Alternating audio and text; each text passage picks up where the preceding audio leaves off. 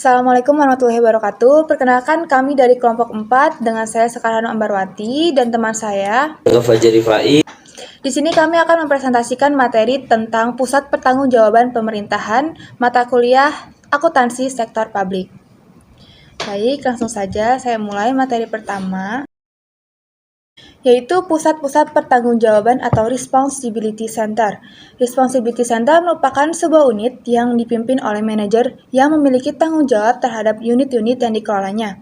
Misalnya, seseorang direktur utama dari perusahaan holding atau dari anak usahanya, direktur atau kepala divisi dari perusahaan holding atau kepala unit dalam suatu entitas.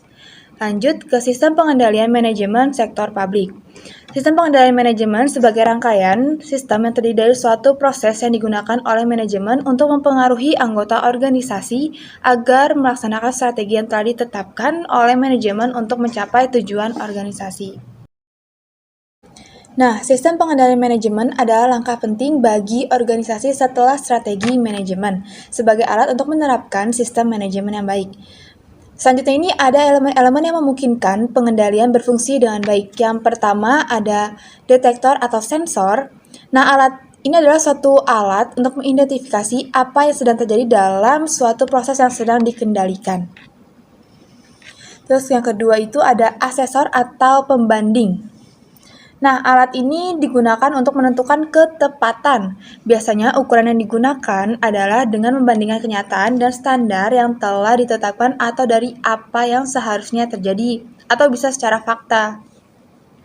Terus yang ketiga ini ada efektor. Nah, ini adalah suatu alat yang digunakan untuk mengubah sesuatu yang diperlukan dari asesor. Yang keempat ini ada jaringan komunikasi.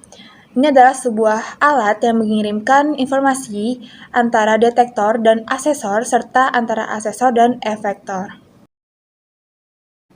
Lanjut ke sistem pengendalian manajemen sektor publik. Menurut Mardiasmo 2009 menjelaskan bahwa sistem pengendalian manajemen sektor publik sangat diperlukan untuk menjamin terlaksananya strategi secara efektif dan efisien sehingga tujuan organisasi dapat tercapai.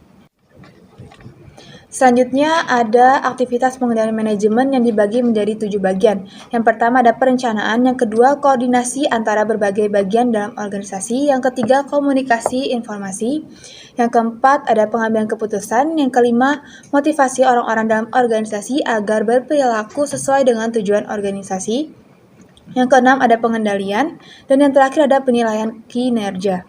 Sedangkan menurut Mahmudi 2007, membagi sistem pengendalian manajemen menjadi 2 bagian, yaitu proses pengendalian manajemen dan struktur pengendalian manajemen. Proses pengendalian manajemen terdiri dari beberapa tahapan. Yang pertama ada perumusan strategi, yang kedua ada perencanaan strategi, selanjutnya adalah pembuatan program, penganggaran, implementasi, pelaporan kinerja, evaluasi kinerja, dan juga yang terakhir ada umpan balik. Materi selanjutnya tentang struktur pengendalian manajemen sektor publik. Pusat pertanggungjawaban sebagai budget holder, maka proses penyiapan dan pengendalian anggaran harus menjadi fokus perhatian manajer pusat pertanggungjawaban. Menurut Halim dan Kusufi 2016, pusat pertanggungjawaban juga dapat berfungsi sebagai jembatan untuk melakukan bottom-up budgeting atau participative budgeting. Sedangkan menurut Mardiasmo 2009, menyebutkan bahwa aturan pengendalian dapat dibagi menjadi 2, pengendalian dan aturan pelaksanaan, dan pada setiap pusat pertanggungjawaban manajer memiliki kebijaksanaan untuk memilih dan mengimplementasikan tindakan sehingga pusat pertanggungjawaban merupakan bagian penting dalam pelaksanaan dan pengendalian anggaran.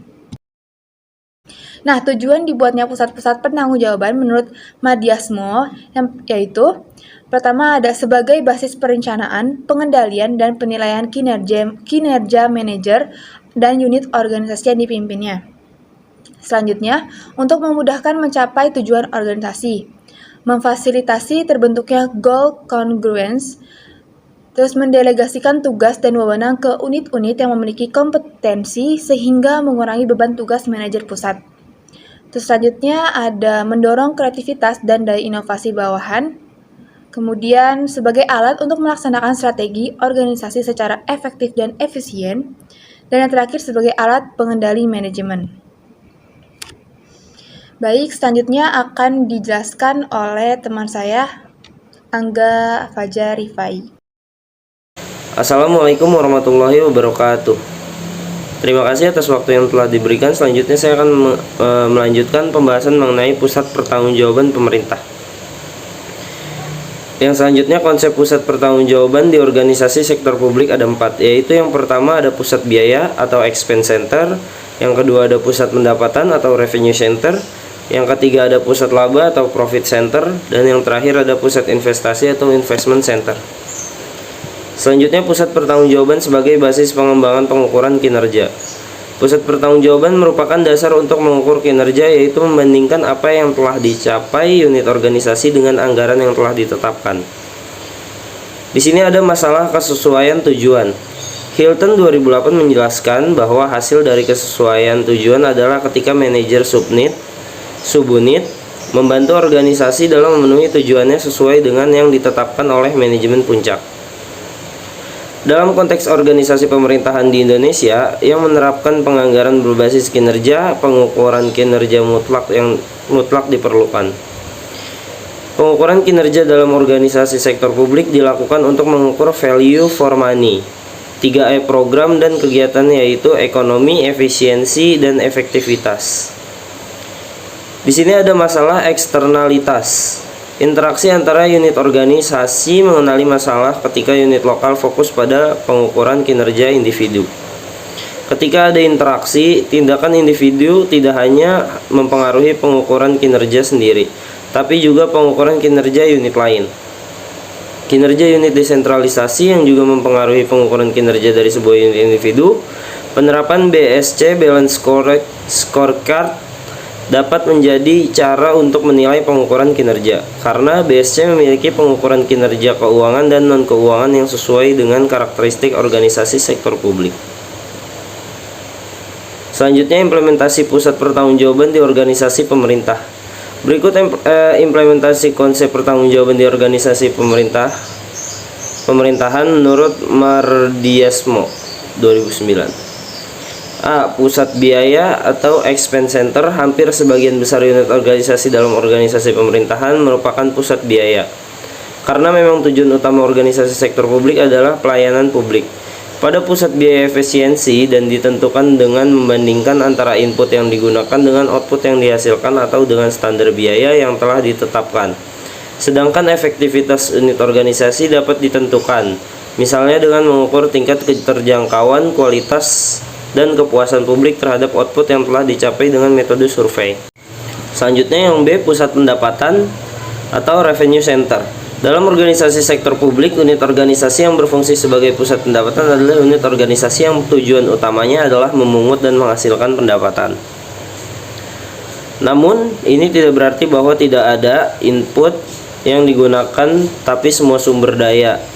Misalnya, anggaran digunakan untuk melaksanakan pemungutan, ekstensifikasi, dan intensifikasi pendapatan.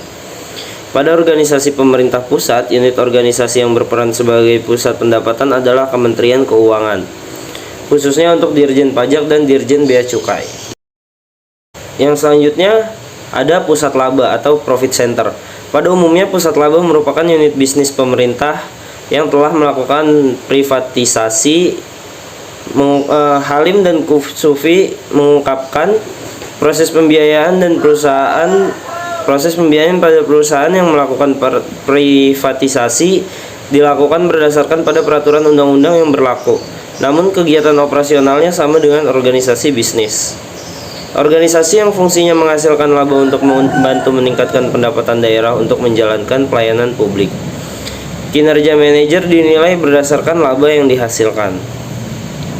Selanjutnya, yang D, pusat investasi atau investment center.